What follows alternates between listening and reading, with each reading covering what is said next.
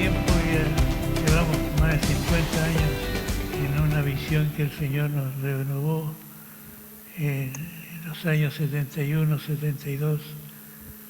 Y fíjense que Dios no se ha envejecido,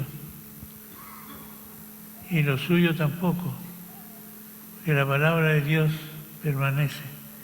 El hombre es como la hierba, se seca la hierba y el hombre cae. Pero el que espera en el Señor, decía la lectura bíblica, ¿qué pasa con él? El que espera en el Señor.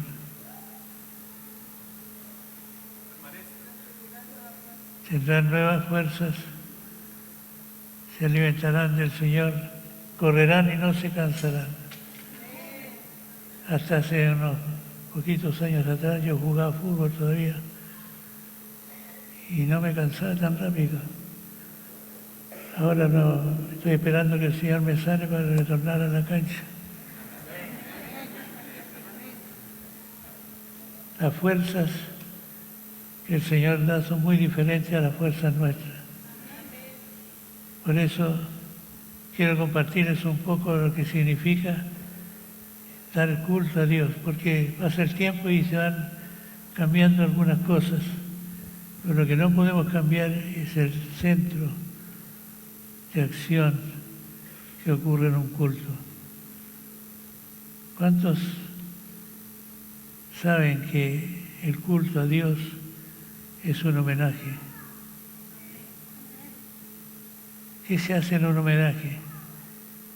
Imagínate que el intendente de la gobernación de Arica invita a Guillermo, a Marcos y a uno de ustedes a tener una conversación. ¿Qué hacen ustedes? ¿Van con blue jean roto, zapatos sin lustrar, un poco despeinados? ¿Cómo van vestidos? Y llegan a la gobernación y dicen, hola, ¿cómo te va? A ver, dice el gobernador, ¿cómo dijo? Porque hay muchas maneras de presentarse en distintos lugares, pero ante una autoridad somos cuidadosos, ¿no es cierto? Estamos llevando el prestigio de mucha gente y sobre todo el prestigio de Dios. Entonces, con este ejemplo quiero señalarles lo siguiente. ¿Qué le dijiste a tu familia cuando iban saliendo a este lugar? ¿A dónde vamos?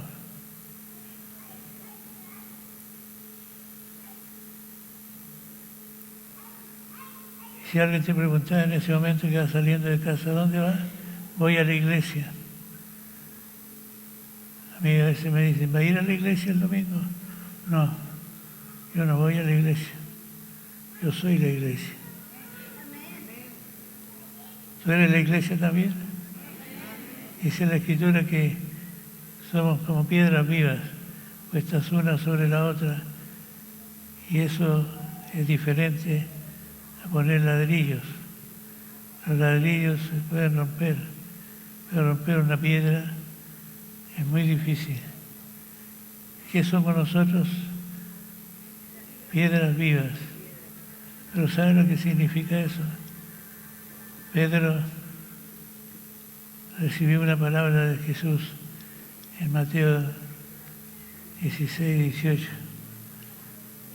Dice Jesús, yo edificaré mi iglesia y las puertas del Hades no prevalecerán contra ella. Sobre esta roca edificaré mi iglesia.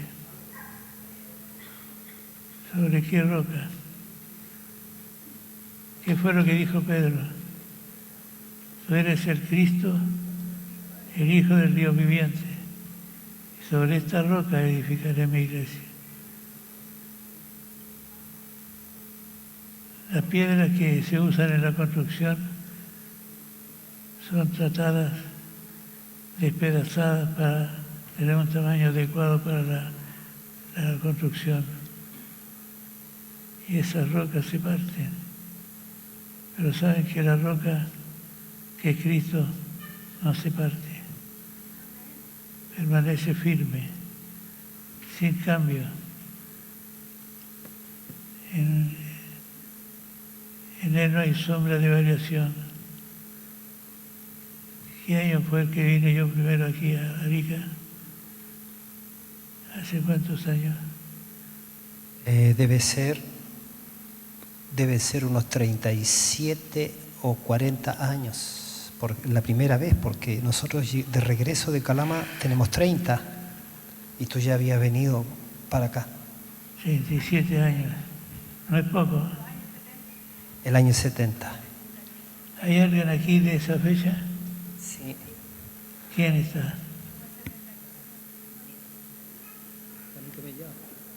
Juanito Mellado.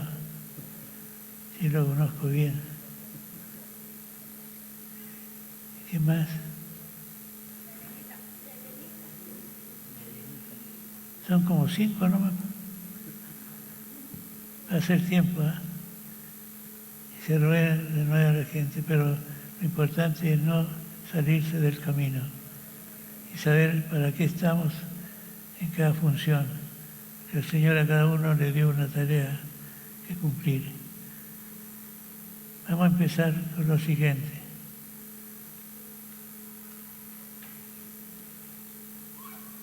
Nuestra actitud en el culto congregacional debe ser activa. No como quien se sienta a ver una película. A mí me da gusto verlos cantar y aplaudir, levantar los brazos. Esa es una actitud activa. Y no lo hacemos porque el que está a mi lado lo hace, sino lo hago pensando en el Señor. ¿Para qué aplaudimos? Nosotros no aplaudimos a los que hacen su trabajo, sino nos unimos para juntos darle la gloria al Señor. Porque les pregunto, ¿merece la gloria al Señor? Es el único digno de adoración. ¿Cómo es tu actitud en el culto?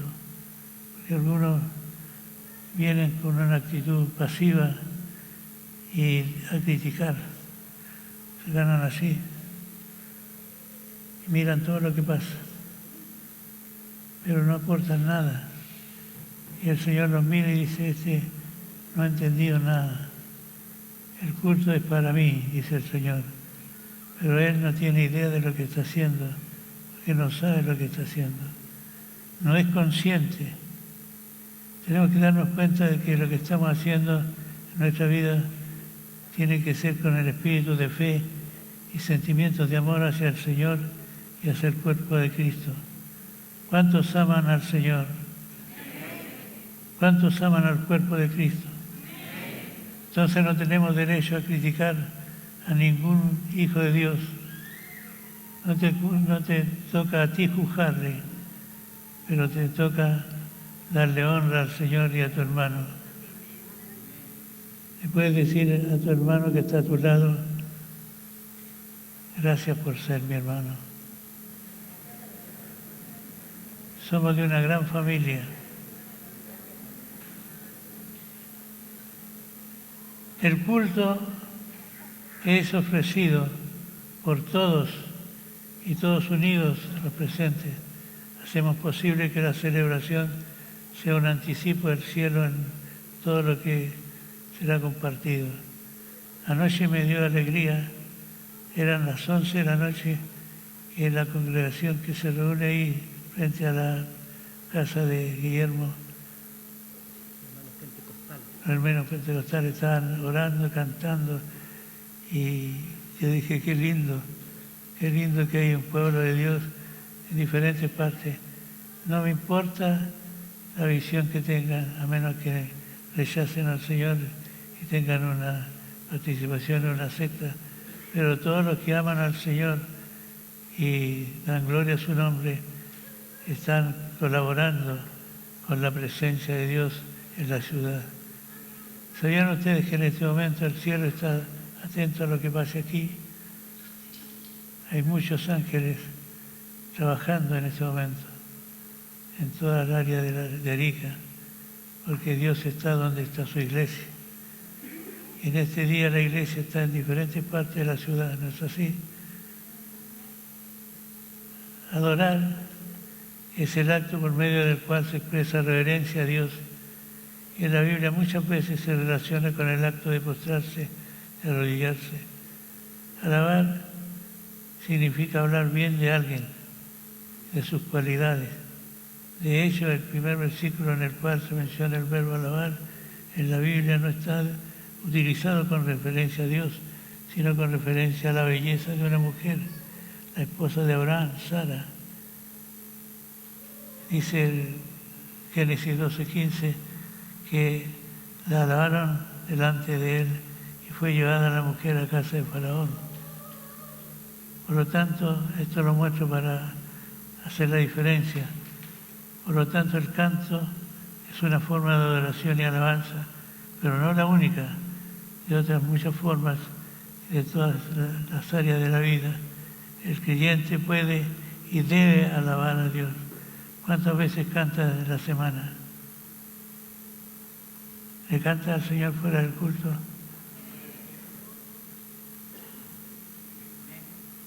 ¿Qué significa alabar?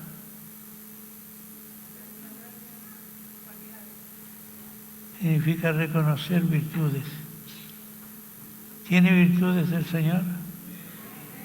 Dime una. Los cristianos, cuando procuramos alabar a Dios cantando, lo que debemos hacer es hablar bien de Él. Señor, te alabo por tu grandeza y tu poder. Porque tenemos que hablar bien de Él, reconocer sus virtudes, su grandeza, su poder, su magnificencia, su majestad. Qué tremendo es nuestro Dios. ¿Te gozas cuando hablas de Él? En el Antiguo Testamento el Señor dice que sus ministros deberían guiar a su pueblo en cuanto a las cosas sagradas. Enseñarán a mi pueblo a hacer diferencia entre lo santo y lo profano y les enseñarán a discernir entre lo que es limpio y lo que no es limpio. Pero es conflictivo este asunto de la alabanza. Yo doy gracias a Dios por los músicos que tienen aquí, que son muy santos y alaban a Dios con todo su corazón. Pero no en todas partes así. Llegué a Brasil en una oportunidad invitado a ministrar en una congregación presbiteriana y lo primero que veo al entrar frente a mí una batería. Y dije, ¿qué pasa con esta congregación? Van a tocar cantando la batería. Era casi una aberración usar batería en nuestro tiempo, pero ahora no. La batería se usa para darle compás, enriquecer el sonido de una orquesta, de una banda. Adoración, alabanza y acción de gracias son 3A. Yo le llamo las 3A. Adoración, alabanza y acción de gracias. ¿Cuáles son las 3A? En estos 3 conceptos de la Escritura que están íntimamente ligados entre sí. Adoración es, como ya vimos, una actitud de profundo amor, una muestra de vida íntima con Él. Yo puedo estar de rodillas, puedo estar de pie, puedo estar sentado, mi adoración puede ser en silencio. Y en una oportunidad llegó a Concepción un predicador americano de color y su mensaje único era ser lleno del Espíritu. Yo fui la primera noche a la conferencia y invitó a pasar adelante a los que no habían sido bautizados en el Espíritu Santo. Y yo no recibí nada, me fui triste. Pero al otro día fui de nuevo y esta noche no tengo que salir de aquí sin que tenga la llenura del Espíritu. Sí, hizo el llamado y yo lo pasé a la plataforma, sino que me metí detrás de la plataforma a unos cuartos de que atendían los niños, sin ningún parecido. A veces venimos al culto llenos de prejuicios, llenos de cargas, de depresivos, por diferentes razones. ¿Sabes lo que hay que hacer? Es tomar todo eso y dejarlo fuera. Hay alguno aquí que vino con depresión, vino con enfermedad, con dolor, con cualquier situación. Yo le aconsejo que tome un paquete y lo deje allá afuera y no lo vuelvas para tomar, sino que se quede ahí y se pierda para siempre. Y eso va a ocurrir en este día. Vamos a orar en un momento más para que toda carga indebida se vaya de tu vida. Amén. Este no es un hospital. Esta es la puerta de entrada al reino de Dios. En el reino de Dios las cosas son muy diferentes. La acción de gracia es algo que tenemos que aprender a dar siempre. No cuesta nada dar las gracias, pero a veces somos mal agradecidos. Y por esa razón es que tenemos que ejercitarnos en ser siempre agradecidos a Dios. Dios es grande y por esta razón es digno de ser alabado. ¿Es cierto? ¿Es digno de ser alabado el Señor? Si te pasa algo negativo, ¿qué haces? Pucha la cuestión, otra vez me está pasando esto. No digas nada así. Di, Señor, no entiendo nada, pero sé que tú tienes esto en tus manos. ¿Cuántos han recibido un beneficio de Dios estos días? ¿Cuántos han recibido un beneficio de Dios esta semana? ¿Qué cosa? ¿Qué cosa?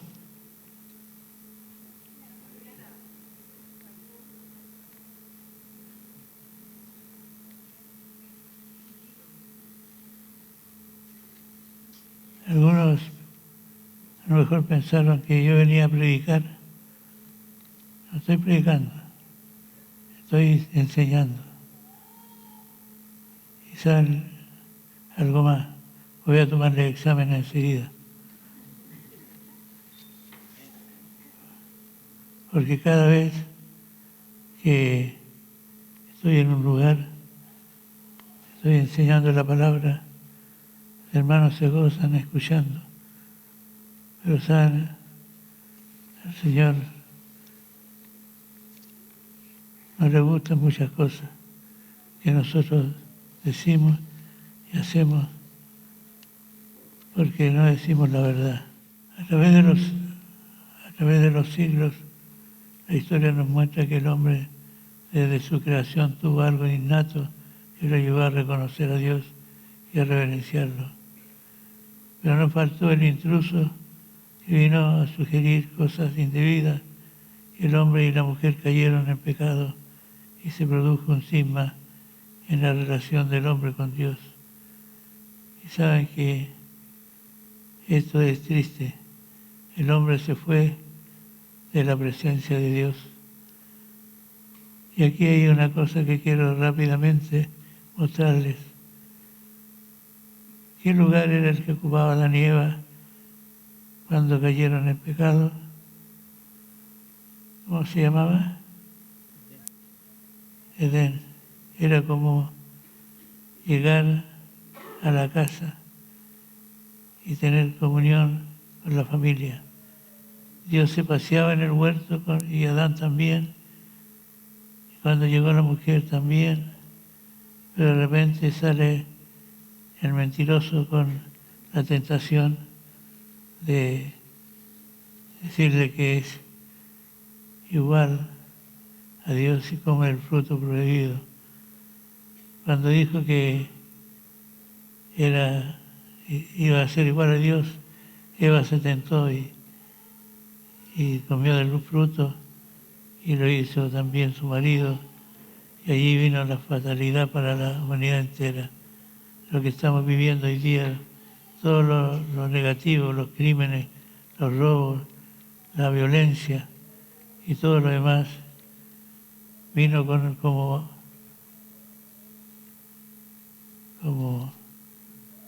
resultado de lo que es el pecado.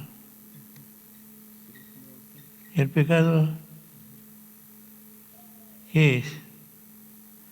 Ahora voy a depender del Espíritu Santo.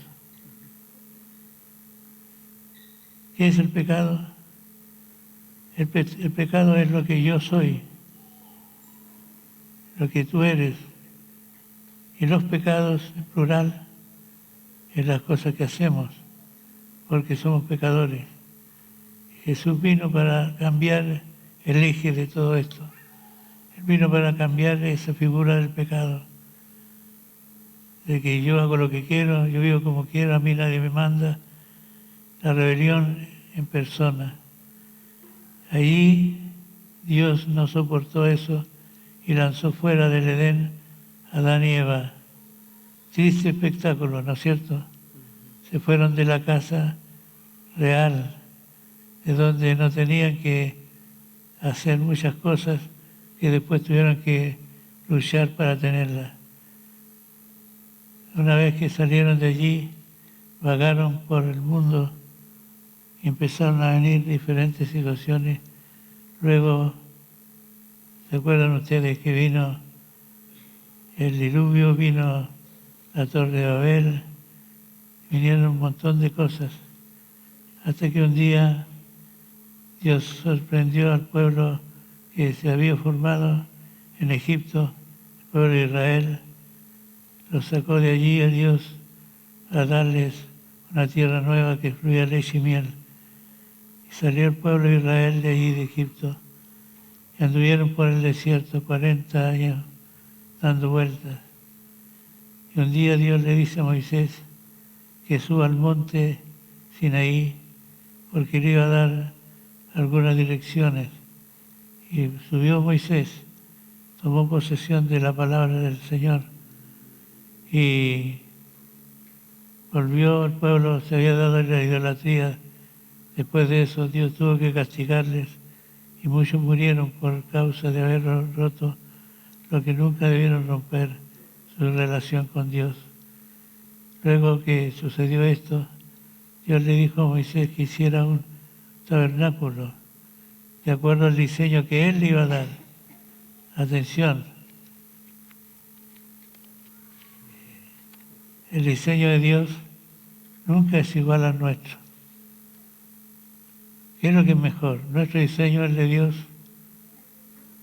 Nosotros podemos errar, podemos estar apuntando a cosas que parecen que son y no son. Y Moisés siguió las instrucciones de Dios y se edificó el tabernáculo, se puso de tres dimensiones. Primero, el lugar santísimo, que estaba en un cuarto especial. Seguía al medio estaba el lugar santo, que era donde iban a entrar los sacerdotes a ministrar. Y el tercer lugar hacia afuera era el altar de sacrificio, donde hacían el sacrificio para Dios por el pecado del pueblo, los pecados personales, etc. Pero esto duró hasta que un día Dios le dijo a Moisés que tenía que ocupar ese lugar, era el único lugar que él podía hablar con Moisés. Así que eso se hizo, no voy a obviar los detalles, y allí Dios se comunicaba con Moisés. Cuando Dios le hablaba, la presencia de Dios se hacía notoria en Israel. Y luego de un tiempo de gloria y victoria del pueblo de Israel, se construyó no un tabernáculo, sino se construyó el templo de Salomón, el primer templo construido por Salomón en Jerusalén. Y esto era muy importante, porque aquí iban a cambiar muchas cosas. David se propuso edificarle casa al Señor, pero el Señor no le permitió por haber derramado mucha sangre. Pero al hijo de él, que era Salomón, sí le dio la responsabilidad de edificar el templo. Y esto se edificó con oro, plata, piedras preciosas, madera del primer nivel. Era tremendo lo que se construyó allí. Y un día lo fueron a inaugurar. Cuando se inauguró el templo, voy a enviar otra historia, que es el traslado del arca del pueblo de Israel a la ciudad de David. Pero este templo que construyó Zorobabel alrededor del 515 a.C., fue el segundo construido por Zorobabel después del exilio babilónico. Y en todas las edificaciones se siguió el mismo modelo que Dios había señalado, con cambios evidentemente en algunos elementos que se usaron. Y luego está el templo de Herodes. El templo de Salomón fue destruido y fue reconstruido por Esdras. El templo de Salomón era una cosa extraordinaria, nunca visto en la historia de la humanidad, antes ni ahora. Y Dios le dijo lo mismo a todos los sumos sacerdotes que tenían que ministrar allí, que Él se iba a comunicar con Israel por medio de esa figura del sumo sacerdote, y el sumo sacerdote entrando a la presencia de Dios sin ningún pecado, limpio. Era bien peligroso esa situación, porque si cometía algún pecado, todo se echaba a perder.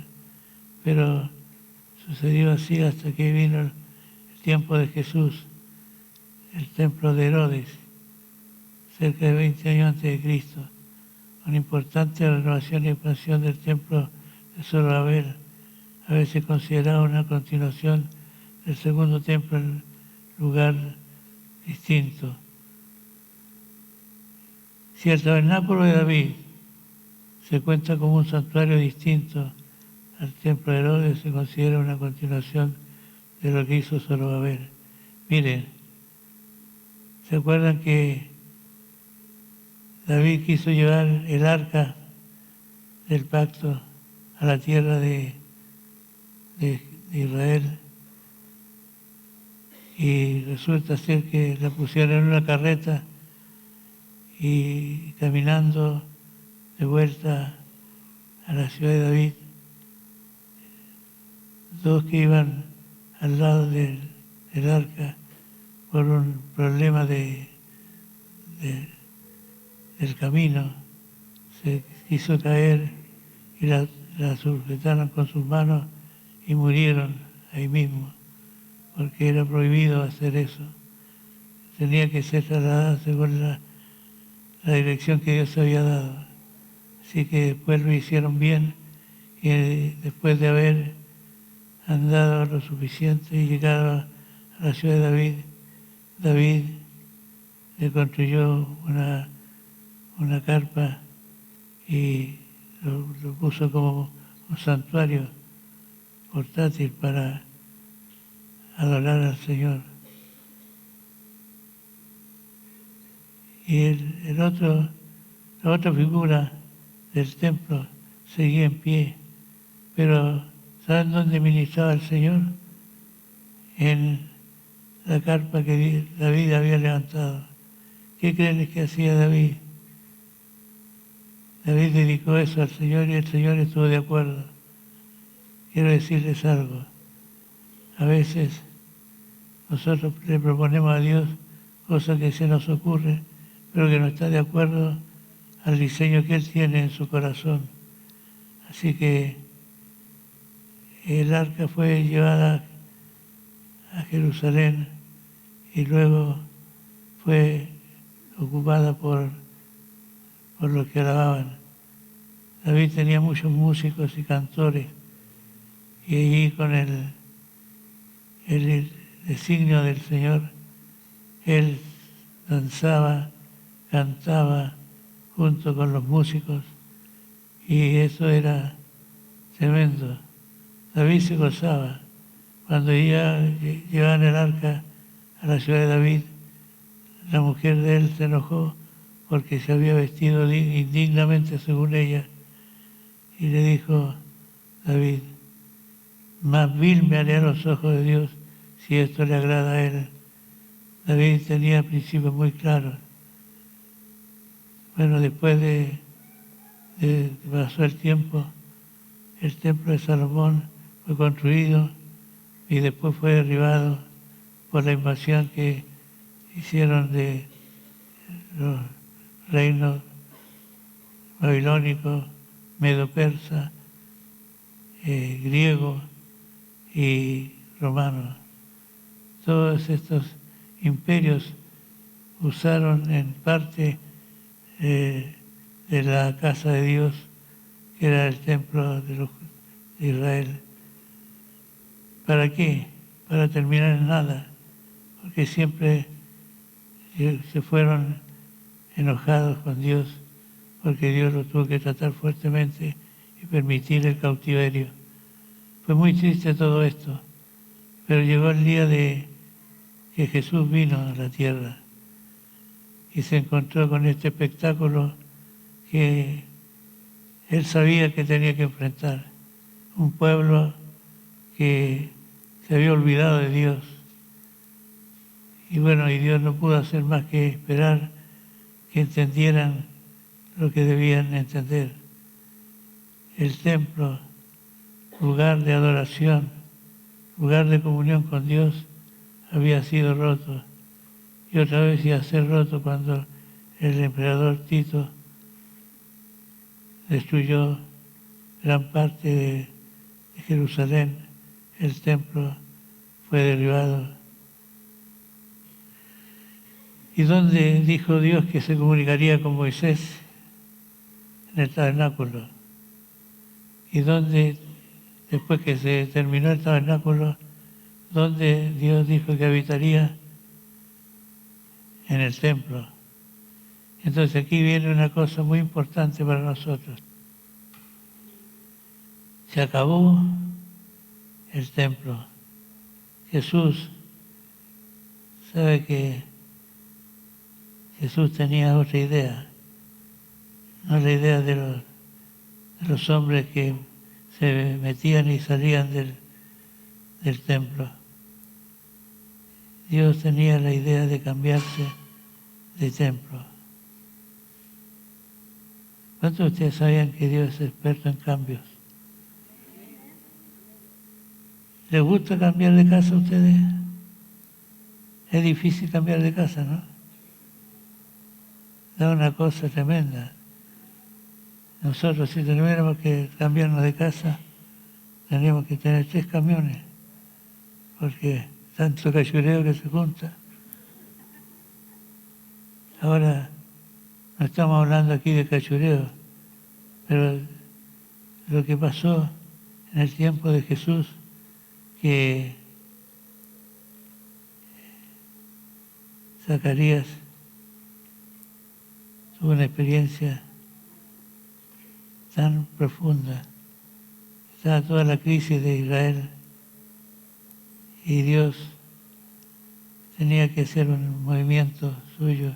Jesús se acercó a los judíos, a los griegos y a los fariseos, saduceos, y le dijo: derriben este templo y yo en 3 días lo reedificaré. Y todos pensaron que estaba loco. ¿Cómo en 3 días lo iba a edificar cuando habían gastado 46 años más o menos en levantarlo? Así que ya le empezaron a creer que estaba loco, pero Jesús no se refería al templo hecho de piedras, sino que se refería al templo de su cuerpo. Cuando esto sucedió, cambió la figura. Empezó a venir una nueva imagen de lo que sería el nuevo templo del Señor. Se acabó el templo de Salomón, de Herodes y el tabernáculo en el desierto. Todo se fue quedando atrás y se manifestó la figura del nuevo templo de Dios. ¿Cuál creen que era ese templo? Ese nuevo templo es la iglesia. ¿Qué dijo Jesús? Edificaré mi iglesia y las puertas del Hades no prevalecerán contra ella. ¿Sucedió? ¿Está sucediendo? Bendito sea el Señor, que esta palabra es la palabra eterna que no va a pasar sin que se cumpla. El nuevo templo tenía que inaugurarse, así como fue la inauguración del templo de Salomón, donde hubo gloria de Dios, manifestación del Señor, con cientos de animales ofrecidos en sacrificio. Todo esto era una alegría para el pueblo. Estuvieron de fiesta unos cuantos días y ahora viene el último templo que se está edificando, que es el cuerpo de Cristo, la iglesia. La iglesia es el nuevo templo. Tú y yo somos la iglesia. Pero tienes claro esto, que como iglesia tenemos que tener una dirección certera. ¿Cuántas iglesias vino a levantar Jesús? Una iglesia. ¿Y por qué hay tantas congregaciones en la ciudad de Arica y en cualquier ciudad del mundo? Por la falta de entendimiento de lo que Cristo vino a hacer. Pero Él no viene a buscar cualquier iglesia. Él viene a buscar la iglesia que se ha humillado, se ha santificado, se ha comprometido con el Señor y camina bajo la luz de su reino. Esta es la iglesia que Él viene a buscar. No importa cómo te llames, no importa el título que tenga tu tienda. El punto es que Jesús vino a inaugurar el nuevo templo que el Padre le mandó a decir por medio de Él a los que tenían que recibir esta palabra. Primero los discípulos, después fue creciendo la iglesia en cientos y en miles, y hoy día son millones los que conocen al Señor por la palabra de Cristo que ha transferido a muchas generaciones. Queridos hermanos, estamos en días en que esto tiene que cambiar. Nosotros estamos aquí por la pura gracia de Dios. Hay muchas luchas intestinas en la ciudad de Arica, en todo lo que significa la iglesia. Si tú hablas con alguno, te va a decir que tienen la última palabra, que son la iglesia verdadera. La iglesia verdadera no se conoce por títulos, ni por nombres, ni apellidos. La iglesia verdadera se conoce porque se camina bajo el gobierno de Dios y no hay otra manera de esperar al Señor dignamente que meterse bajo su cobertura. Yo ruego al Señor que tenga consideración con Arica, con Concepción, con Chile, con el mundo entero, para que cambie la mentalidad y el corazón de los hombres que están ministrando en esos lugares y que puedan ver a Cristo sentado a la diestra del Padre, llevando este mismo mensaje por todas las naciones del mundo y diciendo que no hay otro nombre bajo el cielo dado a los hombres en que podamos ser salvos. Y ese es el mensaje que le estoy transmitiendo a ustedes, el que se está transmitiendo por muchas partes del mundo. Me ha tocado mi carrera ministerial, visitar 26 países del mundo, llevando la palabra del reino. Y gracias a Dios que la semilla se ha podido sembrar y esa semilla va a dar fruto en el momento que el Señor lo determine. Y nosotros tenemos que aportar a esto con nuestra vida comprometida con el Señor. No más divisiones, no más entretenimiento religioso. El Señor nos quiere definidos, siguiéndolo a Él, el Rey de Reyes y Señor de Señores. No hay otro nombre bajo el cielo dado a los hombres. El único Dios verdadero, el único que tiene las cosas en su mano, el del cual depende todo el universo, Jesucristo nuestro Señor. Así que les dejo este encargo. Sigan proclamando al Señor, sigan haciendo la tarea, porque ustedes aquí, nosotros más allá, vamos a juntarnos un día para celebrar las bodas del Cordero, donde la fiesta será tremenda, donde estarán los redimidos por la sangre de Cristo, y todo el mal desaparecerá cuando aparezca el príncipe de los pastores y se revele al mundo entero. Muchas gracias al Señor por esta